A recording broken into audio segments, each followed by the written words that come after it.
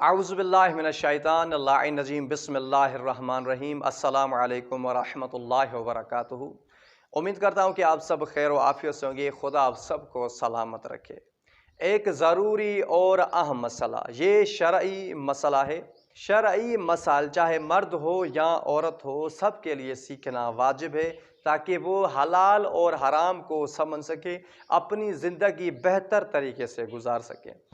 اب یہ سوال کیا جاتا ہے کہ نکاح کے اوپر آیا نکاح ہو سکتا ہے یا نہیں؟ ایک عورت ہے، شادی شدہ ہے، کیا وہ عورت کسی مرد کے ساتھ نکاح کر سکتی ہے؟ یعنی اس عورت کا پہلے سے نکاح ہو چکا ہے اور وہ دوسرا نکاح کرنا چاہتی ہے، تو کیا نکاح کے اوپر نکاح ہو سکتا ہے یا نہیں؟ یہ جائز ہے یا نہیں؟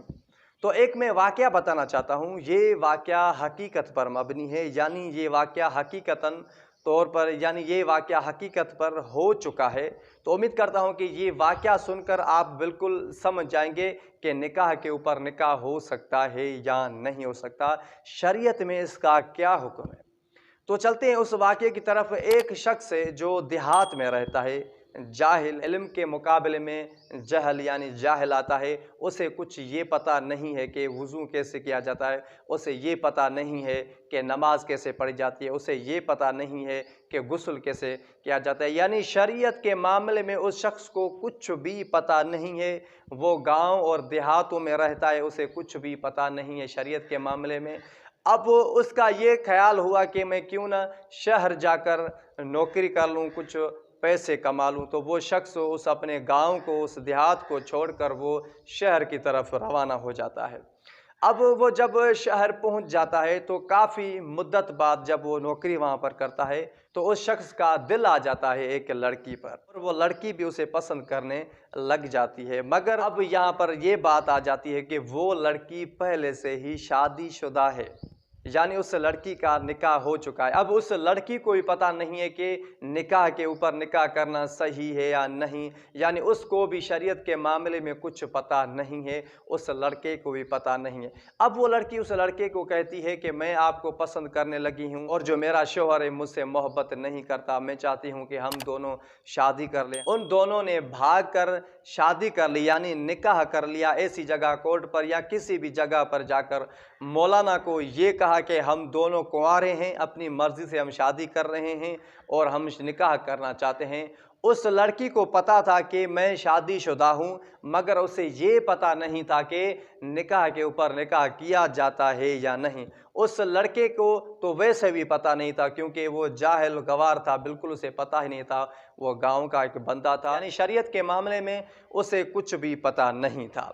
اب ان دونوں نے نکاح کر لیا، یعنی نکاح کے اوپر نکاح کر لیا، تو شریعت میں اس کا کیا حکم ہے؟ تو بھائی شریعت میں اس کا یہ حکم ہے کہ نکاح کے اوپر نکاح کبھی بھی نہیں ہو سکتا، چاہے یہ جان بوجھ کر کیا جائے یا لا علمی کی وجہ سے یہ نکاح کیا جائے، ہر صورت میں نکاح کے اوپر نکاح نہیں ہو سکتا، یہ نکاح باطل ہو جائے گا، چاہے انسان جان بوجھ کر کرے، یعنی اسے پتہ ہو یا پتہ نہ ہو۔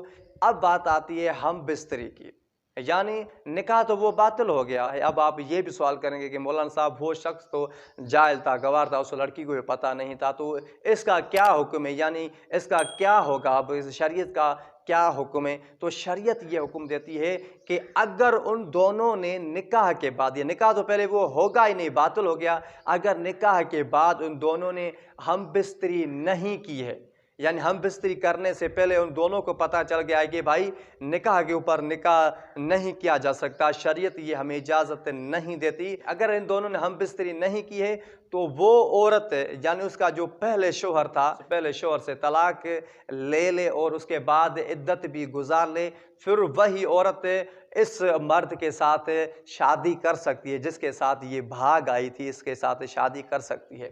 اس کے بعد یہ سوال کیا جاتا ہے کہ اگر وہ دونوں انہوں نے نکاح کے اوپر نکاح کر لیا، وہ نکاح تو بھائی ہو گیا باطل، اب ان دونوں نے نکاح کے بعد ہم بستری کر لی، तो अब इसका क्या हुक्म है?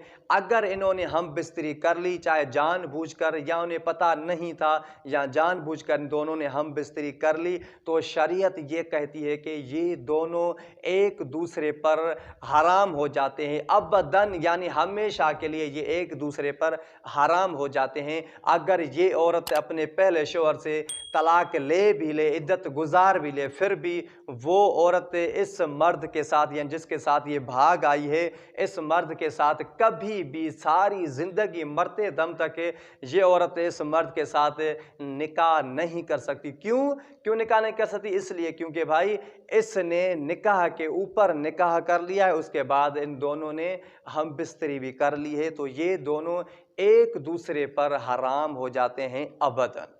तो दोस्तों ऐसे काफ़ी सारे केस पड़े हुए हैं बाखुदा। कुछ ऐसे अफराद हैं जिन्होंने निकाह के ऊपर निकाह कर लिया है, उन्होंने 10 साल, 20 साल, 30 साल, हालांकि पूरी ज़िंदगी उन्होंने गुजार दी, मगर उन्हें ये पता नहीं चला कि भाई निकाह के ऊपर निकाह नहीं हो सकता।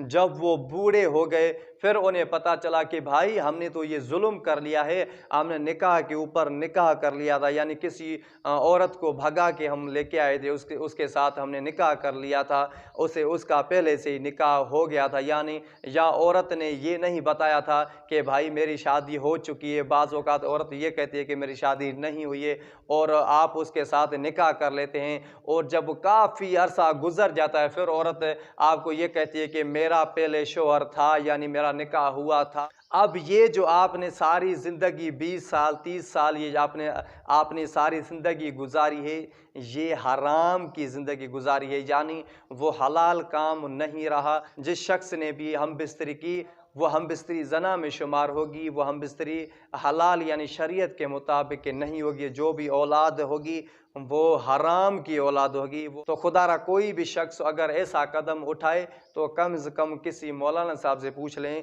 कि ये जो मैं कदम उठाने जा रहा हूँ ये मेरे लिए सही है या नहीं है। तो उम्मीद करता हूँ कि ये मेरी वीडियो आपको ज़रूर पसंद आई होगी। अगली वीडियो के लिए तब तक दुआओं में याद रखिएगा। वस्सलाम अलैकुम व रहमतुल्लाहि व बरकातहू।